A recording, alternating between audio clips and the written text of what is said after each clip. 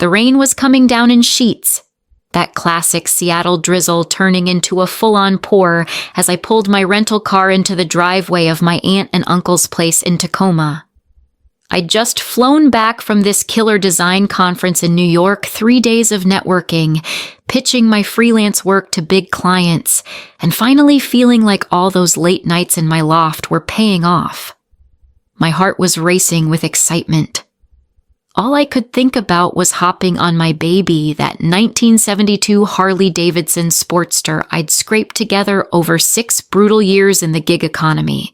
You know, the one I'd restored piece by piece, grease under my nails, balancing client deadlines with wrench turns. It wasn't just a bike, it was my link to Uncle Ray, the guy who'd taught me everything about engines before he passed from that damn cancer 5 years ago. We did it.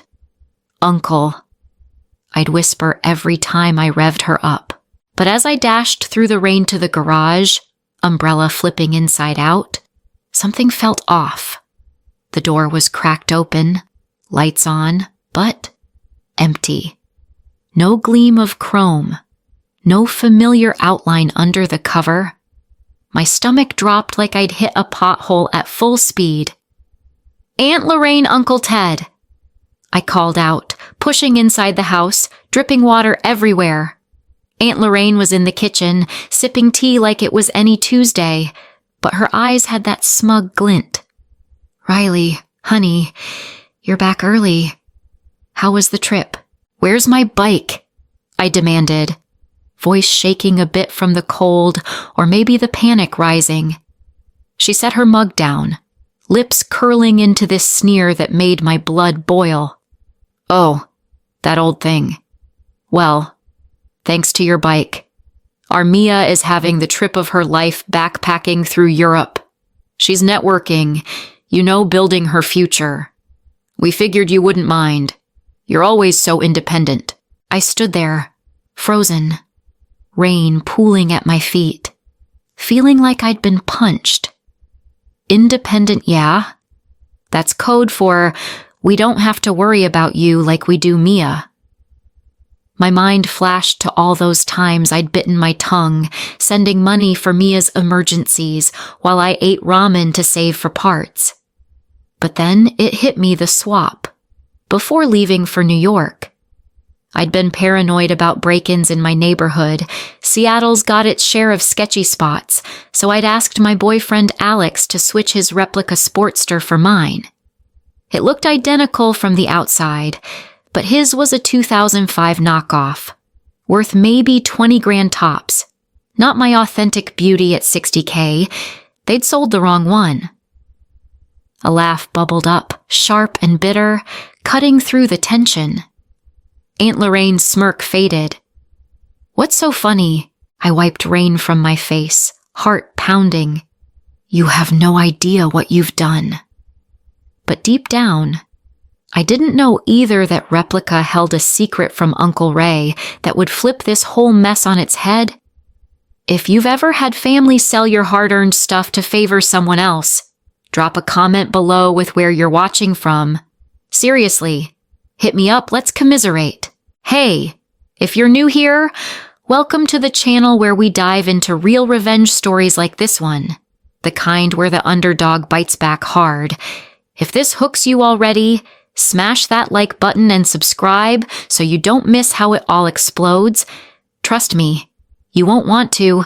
Anyway, back to that rainy afternoon. I pulled out my phone, fingers numb. Scrolling Mia's Instagram, there she was, grinning under the Eiffel Tower, cocktail in hand, captioning, "Living my best life, yar Euro adventure." Meanwhile, I'm standing in a puddle, years of sweat and sacrifice vanishing because Aunt Lorraine and Uncle Ted always saw Mia as the fragile one who needed the extras.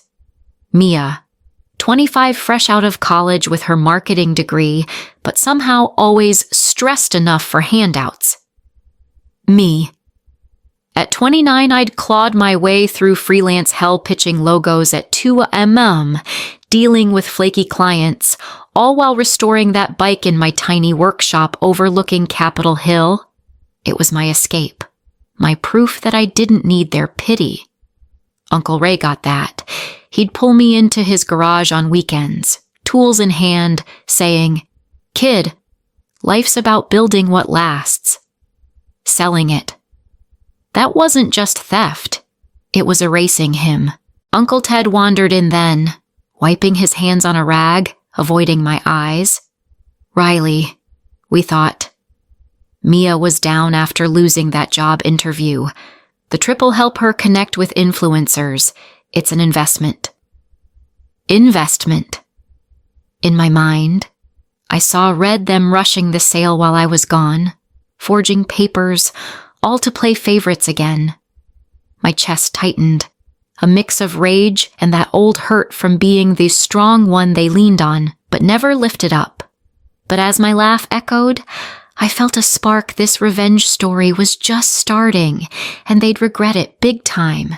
But that laugh in the kitchen, staring down Aunt Lorraine's confused face, it wasn't just about the mix-up with the bikes.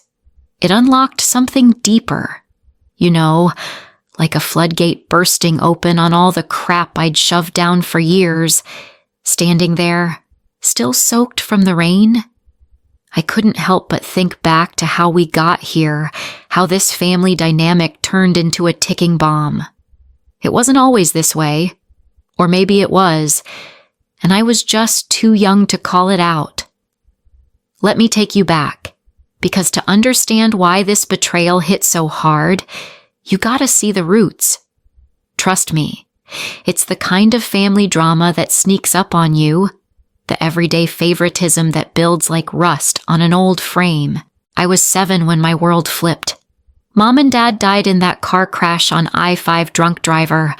Wrong place, wrong time. Tacoma felt even grayer after that. All misty mornings and overcast skies that matched the fog in my head. Aunt Lorraine and Uncle Ted stepped in as guardians. They were Mom's sister and her husband, running a small accounting firm downtown. They had Mia already, 3 years younger than me, this bubbly kid with curls and a smile that lit up rooms. At first, I was grateful just having a roof, you know, but pretty quick, the differences started showing, like cracks in the pavement you trip over. Picture this. Our house was one of those ranch-style homes in the suburbs, big backyard with a swing set Mia hogged, and a garage where Uncle Ted parked his sensible sedan. My room was the smallest, tucked in the back, with hand-me-down furniture that creaked like it was tired of life too. Mia's pink walls, stuffed animals everywhere, and always the newest toys from Target runs. That first Christmas after the accident, I unwrapped a used sweater, scratchy wool, smelled like mothballs while Mia squealed over a Barbie dream house. Aunt Lorraine hugged her tight, saying, "Our little princess deserves the world." Mia pat on the back and, "You're so mature. Riley, you understand we can't splurge on everything." Mature. I was a kid grieving her parents. But yeah, sure. Label me the strong one so you don't have to try. It got worse as we grew. By age 10, I discovered Uncle Ray Dad's brother, the black sheep mechanic who lived in a cluttered bungalow near the waterfront. He'd show up unannounced, rumbling in on his old Harley, leather jacket patched up, smelling like oil and freedom. "Come on, kid," he'd say, tossing me a helmet too big for my head. "Let's get your hands dirty." Those afternoons in his garage were magic tools scattered on the workbench, radio blasting classic rock like Pearl Jam or Nirvana, fitting since we were in Grunge Central. He'd teach me to change spark plugs, adjust chains, all while spinning stories about road trips down the Pacific Coast Highway. Bikes ain't just metal. Riley, they're freedom machines. Build one right, and it'll carry you through anything. I soaked it up, grease staining my fingers, feeling alive for the first time since the crash. But back home, Aunt Lorraine would wrinkle her nose. "That's not ladylike. Honey, Why not try ballet like Mia? Uncle Ted just shook his head, muttering about boy stuff wasting time. Mia, meanwhile, was their golden girl. Delicate. They called her always the one with sensitive feelings. When she wanted dance lessons at 6, boom, enrolled in the fanciest studio in town. Leotards and recitals galore. Cost a fortune, but Mia needs an outlet. Me at 12 begging for an auto shop class at school. We can't afford extras this year. Riley, be practical. Practical code for you're not worth it. That summer, they shipped Mia off to a fancy camp in the Olympics, hiking and crafts, while I stayed home, mowing lawns for pocket change. I remember sitting on the porch, watching them pack her suitcase, jealousy twisting in my gut like a bad gear shift. Why her? What made me the disposable one? Deep down, I think Aunt Lorraine saw me as a reminder of her sister's death, too much baggage, while Mia was her real daughter, pure and uncomplicated. From their side, I get it now. Sorta. Aunt Lorraine confided once, after a few wines at a family barbecue, that Mia reminded her of herself as a kid, shy, needing that extra push to shine. You're tough like your dad. Riley, you bounce back. Bounce back. It felt like an excuse to ignore me. Uncle Ted was the enabler, always avoiding conflict, head buried in spreadsheets.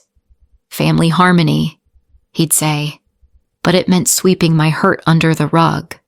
Their coldness wasn't outright mean, it was neglect wrapped in good intentions, the kind that stings slow and deep. High school ramped it up. Mia got designer jeans for back to school. I got thrift store finds that never fit right. Her sweet 1650 guests at a rented hall in Puyallup. DJ blasting, cake towering like a wedding prop. Mine at 16. A pizza night with them 3 and a card saying, "Proud of your independence?" Independence. There's that word again. By then, I was deep into my passion, sneaking to Uncle Ray's every weekend. He'd let me tinker on scraps, building my skills. Someday, kid, you'll have your own beast. And remember, there's something in this garage just for you when you're ready. His eyes twinkled, but he never elaborated. Cancer took him before I could ask. At his funeral, rain pouring like today. Aunt Lorraine whispered. He was always the dreamer. No tears from her, just practicality. College hit, and I moved to Seattle for graphic design at UW, scraping by on scholarships and 3 part-time gigs, barista mornings, freelance logos afternoons, waitressing nights. Built my portfolio from scratch, doodling in cramped dorms under fluorescent lights, eyes burning from screens. Mia Community College paid in full, plus a new laptop for her studies. When she wanted a car for graduation, a shiny VW Beetle, they made it happen.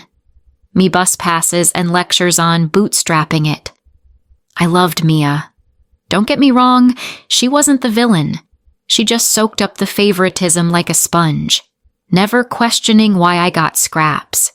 But man, it built this quiet rage. You know, the kind that fuels you to prove them wrong. If you've grown up in a blended family like this, where one kid's the favorite and you're the afterthought, does it ring true? Comment yes or no below, seriously. I'd love to hear if you've dealt with that uneven love. Makes you feel less alone. Right. Anyway, all this backstory. It explains why that sneer from Aunt Lorraine cut so deep. It wasn't just the bike. It was years of being second best boiling over. But as I stood there laughing, phone buzzing with a text from Alex, "You okay swap worked?" I had no clue the real explosion was coming, tied to Uncle Ray's secret in that replica. So yeah, that moment in the kitchen, with my laugh hanging in the air like exhaust fumes, it was like flipping a switch. But to really get why I was ready to explode, We gotta talk about what came after those high school days, the grind that turned me into who I am, and how the family's BS just kept piling on. I mean, leaving Tacoma for Seattle felt like breaking free at first, but damn, the hustle was real. Gig economy life in a city like this, it's all late-night coffees and client emails that never sleep. And through it all, that bike became my North Star. The thing that kept me going when everything else felt like it was slipping away.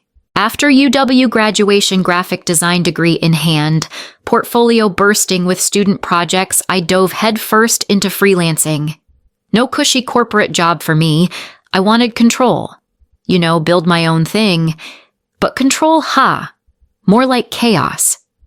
Picture my loft in Capitol Hill, this tiny one-bedroom with exposed brick walls, a drafting table crammed in the corner under a string of fairy lights, and a kitchenette that doubled as my office.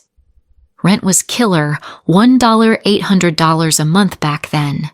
Before prices went nuts, and I was pulling 70-hour weeks just to stay afloat. Mornings. Quick sketches for local cafes needing logos. Afternoons, pitching to tech startups in Pioneer Square, dealing with picky founders who wanted edgy but not too edgy. Nights editing vectors till my eyes blurred. Screen glow the only light in the room. I lived like a monk brown bagging lunches, skipping happy hours with friends, even cutting my own hair once big mistake. Looked like a bad 90s grunge throwback. Every extra buck went into a savings jar labeled Ray's Ride. Why, because Uncle Ray's words echoed, build what lasts. I'd hunt online forums at 2 a.m. Mom, scrolling Craigslist and eBay for that perfect 72 Sportster. Found it finally, a rusty gem in a Bellingham barn. Owner an old vet downsizing. $45,000 after haggling. Every penny from skipped vacations and side gigs. Driving it home that first time. Wind whipping through my helmet on the ferry across Puget Sound. Salt air mixing with engine roar, it was pure therapy. We built it. Uncle. I whispered. Tears stinging. That bike wasn't just metal. It was my armor against the world's crap. But the family? They never got it. While I was grinding, Mia was finding herself, dropping out of community college twice, then landing some entry-level gig at a marketing firm in Bellevue. She's sensitive, Aunt Lorraine would say on our rare calls. Needs time to adjust. I'd adjusted to orphan life at 7, but sure, Mia's the one who needs. The favoritism ramped up in sneaky ways. Like last year, when Mia hit a rough patch, boss chewed her out for missing deadlines. She begged for a therapy retreat in the San Juans. Weekend spa thing, yoga and hot springs, $2,000 easy. Aunt Lorraine called me Riley, honey. Could you chip in? Family helps family? Chip in, I was barely covering my Adobe subscription. Internal voice screaming, why me? I'm the one scraping by.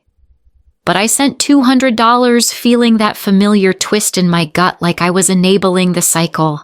But saying no meant being the selfish one. From their angle, it was all love. Uncle Ted, buried in his spreadsheets, saw it as practical. Mia's got potential, just needs a boost. Boost.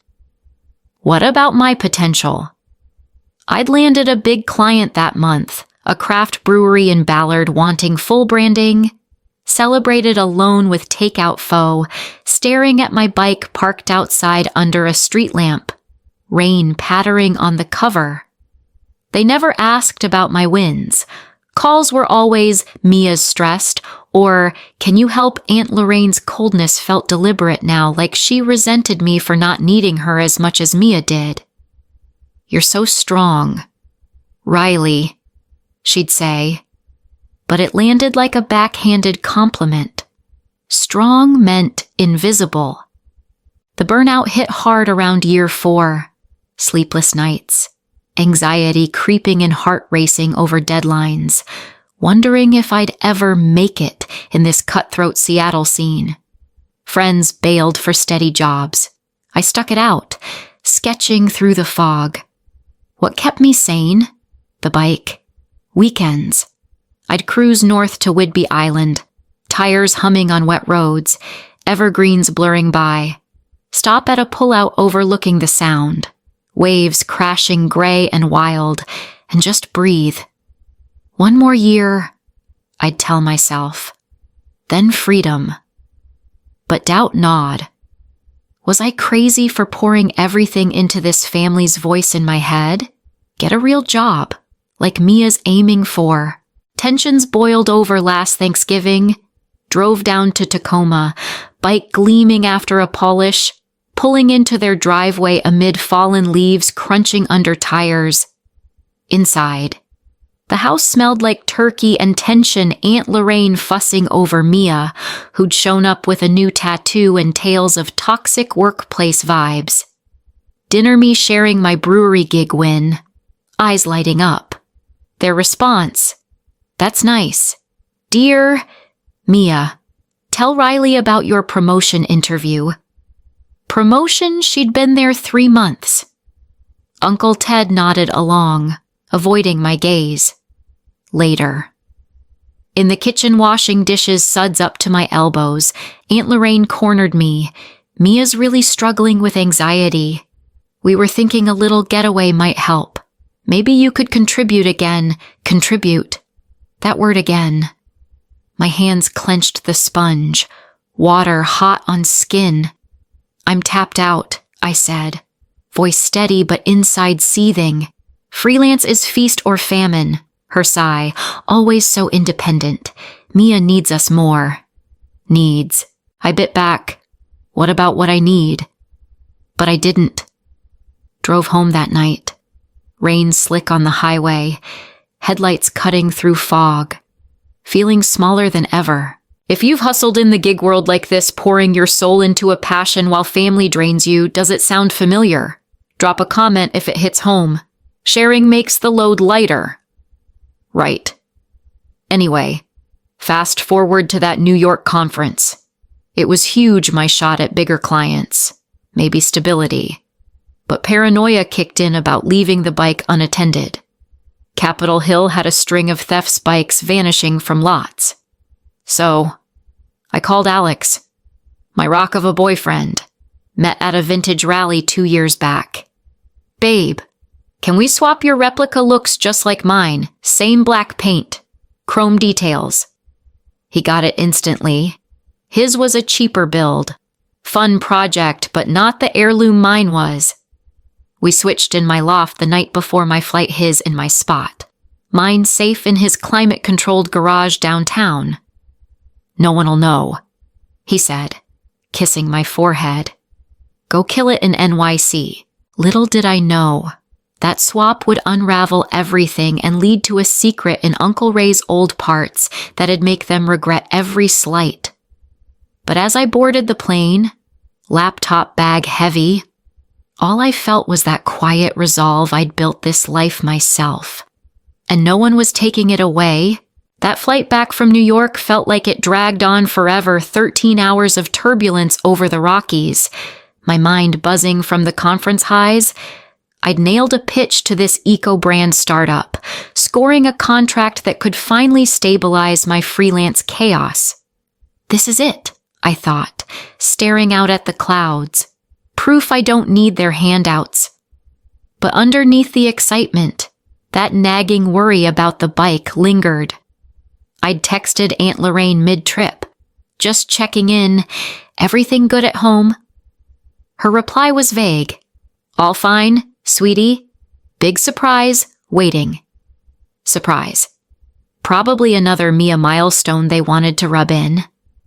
I shrugged it off, focusing on the ferry ride ahead, imagining that first rev on the Sportster, wind off the sound washing away the jet lag, landing at SeaTac. I grabbed a lift straight to Tacoma traffic on I-5, a nightmare as always, rain smearing the windows like a bad filter. Pulled up to the house around dusk, the driveway slick and empty except for Uncle Ted's sedan. heart skipping. I bolted to the garage, flipping on the light bare concrete, stared back. No bike, no cover, just echoes and the faint smell of motor oil lingering like a ghost. Panic hit like a cold wave. They wouldn't. But deep down, I knew. Rushed inside. Door banging open. Aunt Lorraine was on the couch, scrolling her phone. Uncle Ted in his recliner with the remote. "Where's my bike?" I blurted, voice cracking higher than I meant. Aunt Lorraine glanced up, that defensive wall snapping into place, eyes narrowing like I'd accused her of something wild. "Riley, calm down. We handled it while you were gone." Handled. Uncle Ted cleared his throat, not meeting my gaze, fidgeting with the TV volume. Mia's trip came up sudden. She was spiraling work stress. You know how she gets. We sold the bike to cover it. Thought you'd understand. It's family. Sold. The word slammed into me, chest tightening like a vice. I paced the living room, hardwood creaking under my boots, mind racing. You sold my bike. The one I built from nothing, registered in my name. Aunt Lorraine stood, chin up. That familiar mix of guilt and justification. It was quick cash, $35,000 from a collector in Olympia.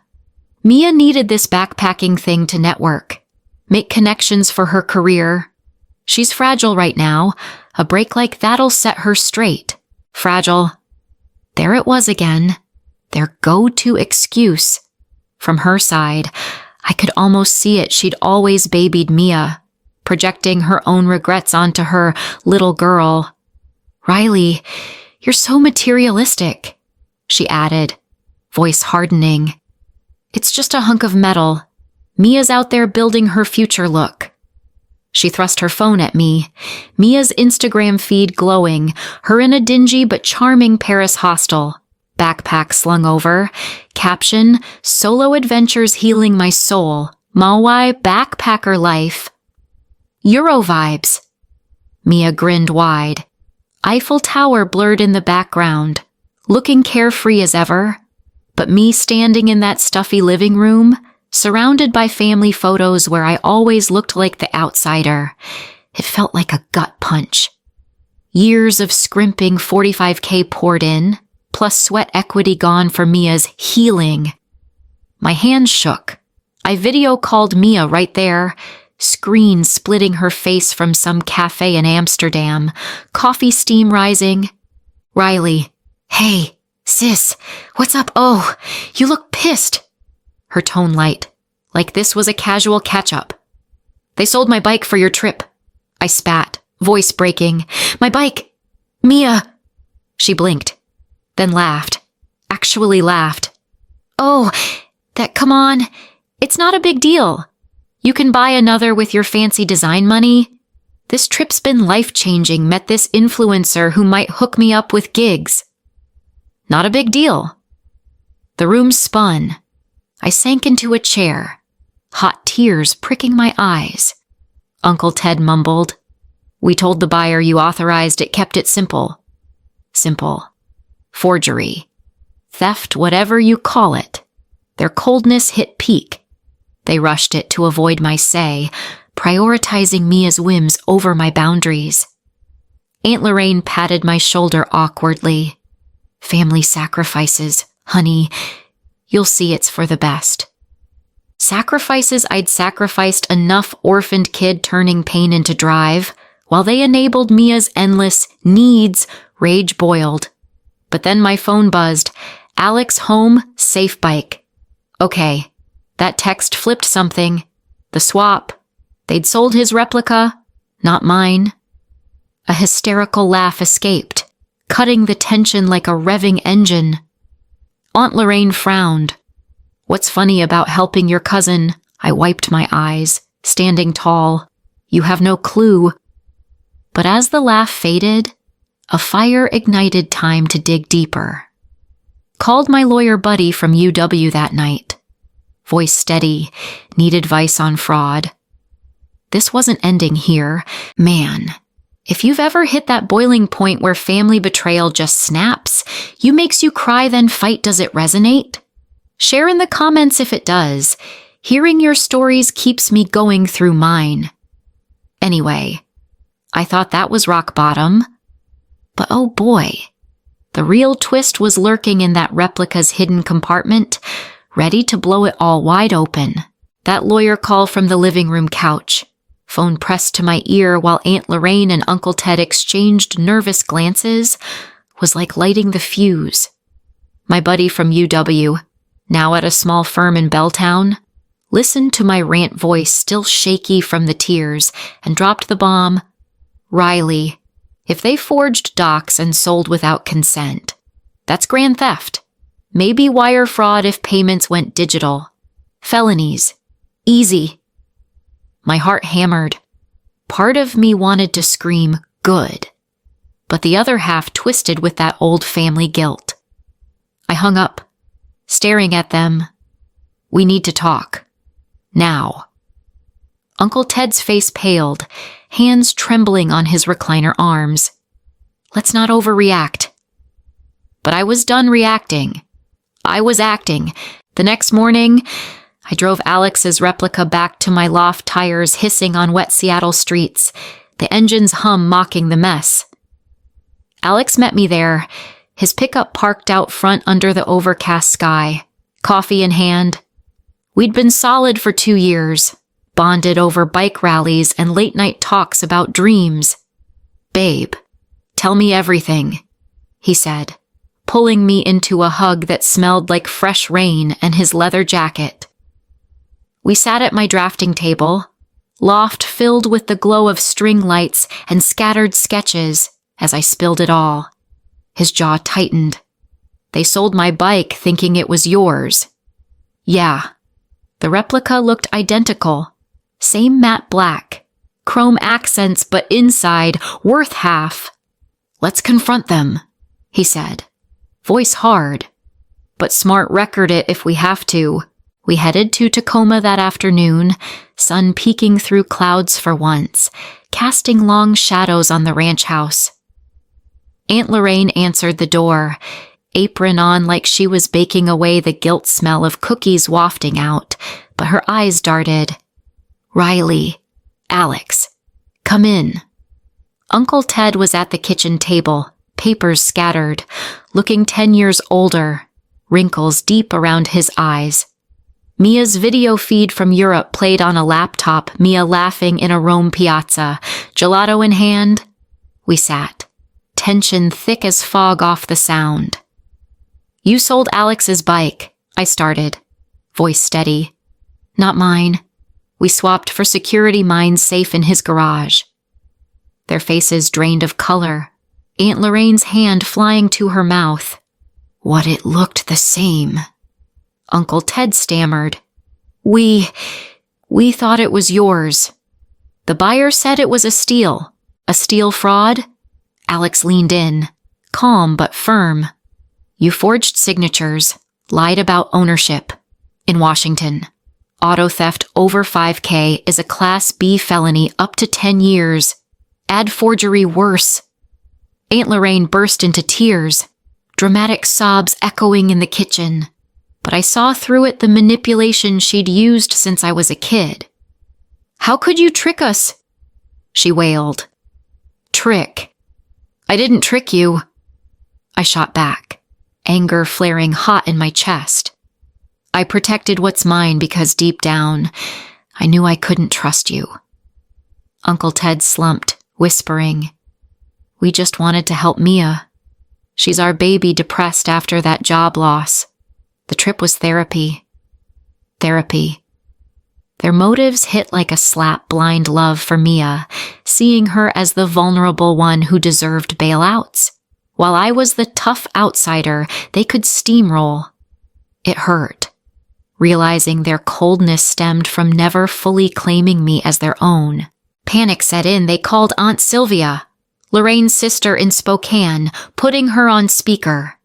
Riley's threatening jail, Lorraine cried. Sylvia's voice crackled. Vanessa Marie, wait, Riley, whatever. After all they've done, raising you, ungrateful. Ungrateful. I bit my tongue.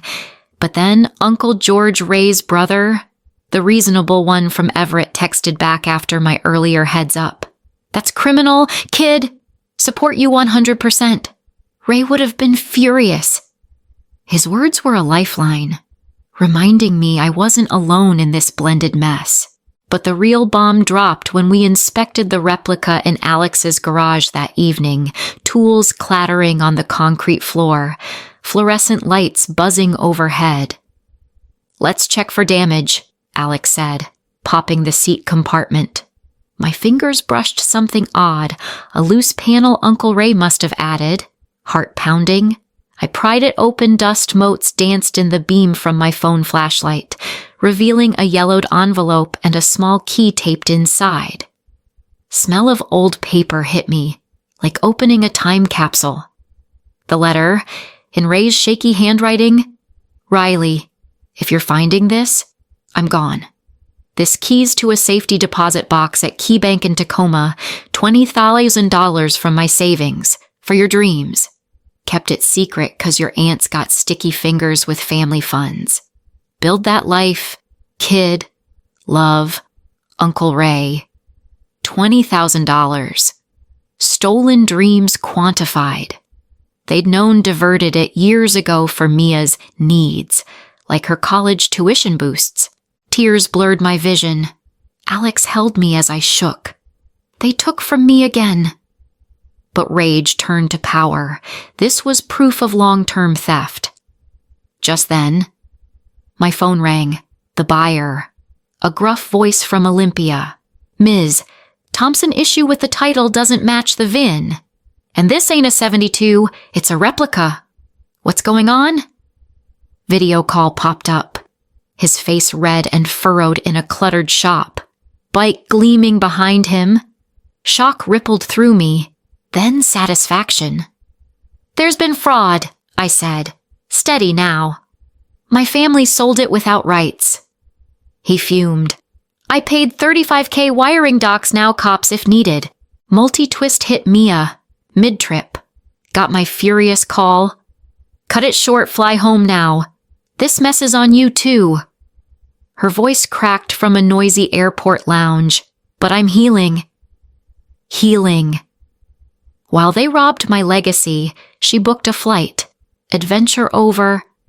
Back at the house that night, we laid it out, Aunt Lorraine sobbing for real now. Uncle Ted ashen, staring at the letter copy I'd scanned. We used that money for Mia's braces, her car down payment. Thought Ray meant for the family. Family. Their delusion cracked me up inside selfish help that crushed others. Calling the lawyer again, we plotted demand double restitution bike value plus inheritance, or charges. My pulse raced, but for the first time, I felt in control. Overcoming this. It was digging deep, like rebuilding an engine from scraps. If you found a family secret like this hidden cash meant for you, swiped for favorites, how'd you handle it? Comment below. Your takes could spark some real talk. But hold on, because confronting them next, that barbecue turned battlefield, where everything finally shattered and started mending. That buyer's call hung over us like a storm cloud rolling in from the Olympics. His angry voice still echoing in my ears as Alex and I drove back to Seattle that night. The highway was slick with fresh rain, wipers thumping rhythmically, mirroring my pounding heart.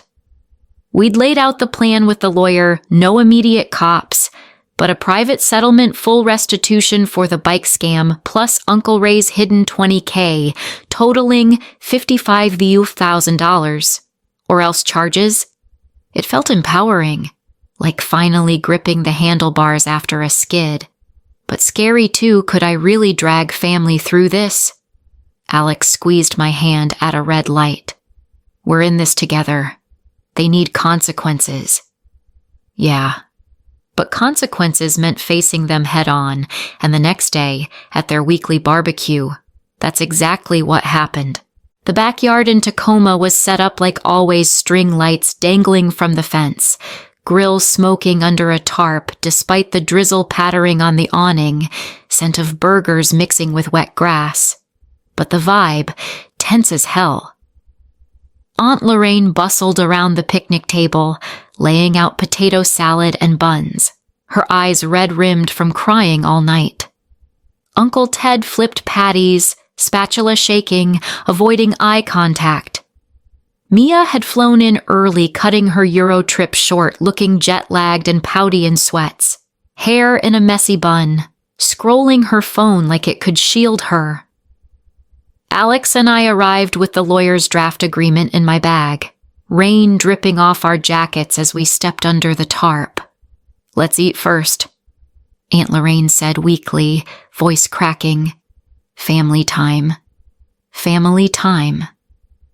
After stealing my legacy, but we sat, plates clinking awkwardly, rain drumming like a bad omen. Halfway through the meal, burgers cooling uneaten, Aunt Lorraine broke. "Riley, please. We didn't know about Ray's letter. We thought the money was flexible." Flexible. I set my fork down, gut churning. "You knew it was his savings. You diverted it for Mia's braces, her car stuff I never got, and now the bike fraud. That's theft. Aunt Lorraine, felonies." Her face crumpled, tears mixing with rain splatter on the table. Deep down, her motive stung. She saw Mia as her do-over, the kid she could pamper to fix her own unfulfilled dreams growing up poor in Tacoma, always scraping. But it made her blind to me, cold in that way where love meant control. Uncle Ted choked up, setting the spatula aside. "We screwed up, kid. Big time. Ray trusted us with you after the crash, and we failed. I'm sorry for the money, the bike, for making you feel like second string." His voice broke, shoulders slumping. For once, no excuses, just raw regret. It hit me he'd enabled it all to keep peace, avoiding Lorraine's moods, but now the weight crushed him. Mia finally looked up, eyes glassy. "This is bullshit. Riley, I didn't ask them to sell anything. The trip was their idea. I was depressed. Okay, work sucks. Life's hard." Hard. I leaned in, voice low but firm. "Life's hard for everyone. Mia, I lost my parents at 7, hustled through college alone. You endless bailouts. Post that apology on Insta, own it publicly, or we're done." She flinched, cheeks flushing, but nodded slowly. Her coldness cracked too spoiled entitlement giving way to shame, realizing her needs had wrecked us. We hashed it out under that dripping tarp, voices rising with the wind, me demanding the $55K via their home equity loan and selling Mia's designer bags from the trip.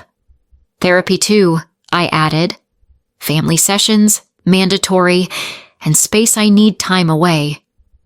Aunt Lorraine nodded frantically, hugging herself against the chill. "Anything. We can't lose you." Signing the agreement later at the kitchen table, papers rustling under the harsh overhead light. Rain lashing the windows felt surreal. My hand was steady, pen gliding, but inside a storm of emotions, triumph mixed with pity, anger fading to exhaustion.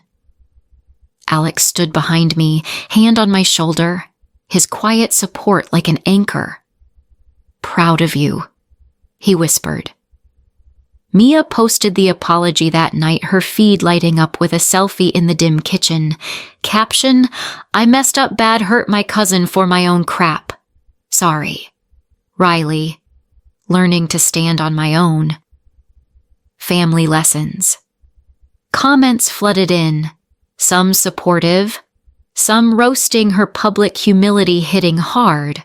Back in the loft that evening, curled on the couch with Alex, string lights twinkling, takeout containers scattered, I let the tears come. It hurts, facing how little I mattered. But therapy started the next week, a neutral office in Capitol Hill, smelling like coffee and tissues, us unpacking decades of favoritism. Tough sessions, Aunt Lorraine defensive at first, but cracks showed.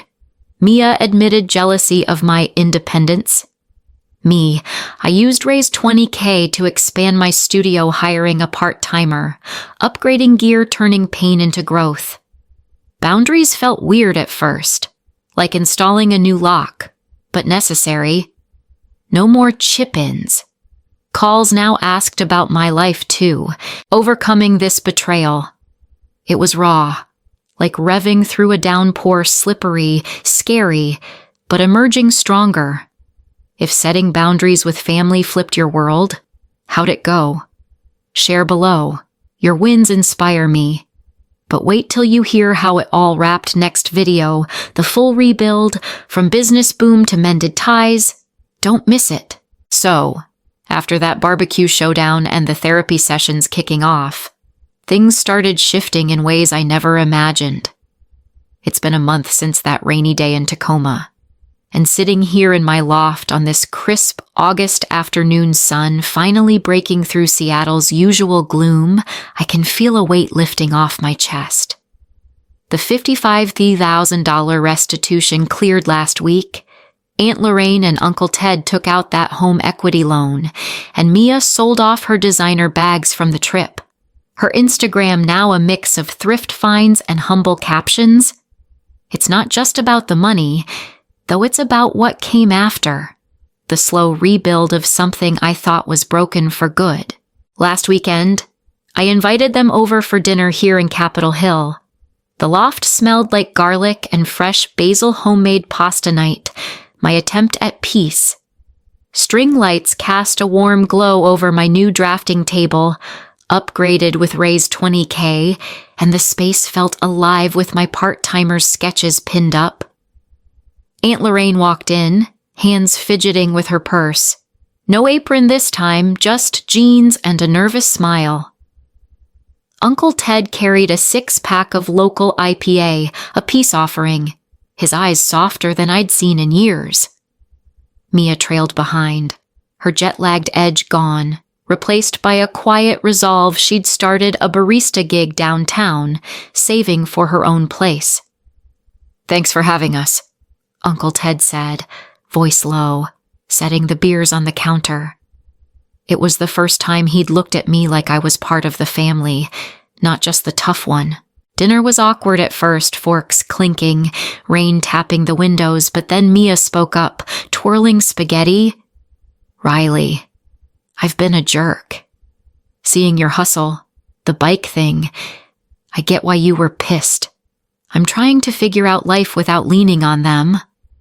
Her eyes met mine. No trace of that entitled pout shame had carved out a new Mia, one figuring out the grind I'd known forever. Inside, I felt a pang, part relief, part pity. She'd grown up with their blind love, a crutch I never had, but now she was breaking free too. Aunt Lorraine nodded, wiping a tear. "We messed up.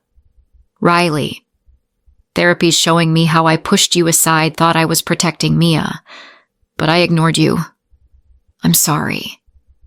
Her voice cracked, and for once, it didn't feel like manipulation, just raw regret. Maybe from her own childhood struggles in that cramped Tacoma apartment she'd escaped. Uncle Ted chimed in, sipping his IPA. "I've been a coward, avoiding fights to keep peace. Ray would have kicked my ass for this. I'm selling my old fishing boat, put the cash toward your studio if you'll let me." That hit deep. The boat was his pride, a weekend escape on Lake Washington. His motive. Fear of losing me, sure, but also a flicker of wanting to make amends, not just dodge jail. I nodded, throat tight. "Thanks. Let's talk details." It wasn't forgiveness yet, just a start.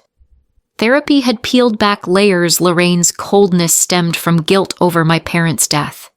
Ted's from dodging conflict. Mia's from never learning independence.